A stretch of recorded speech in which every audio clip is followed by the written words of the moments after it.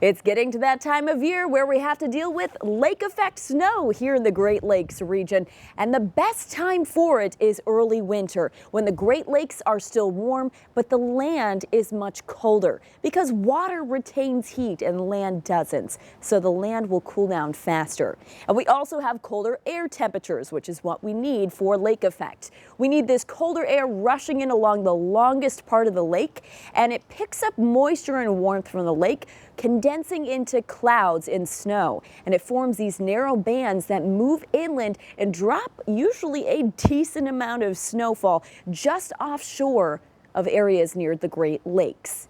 And these narrow bands of snow can produce quite a bit of snowfall. Sometimes we see snowfall rates of up to 2 to 3 inches per hour, and sometimes even more, depending on how much moisture we get from the lakes and how steady the wind is. When we have a steady wind, keeping those narrow bands over the same neighborhoods, they can pile up with a few feet of snow in a short amount of time.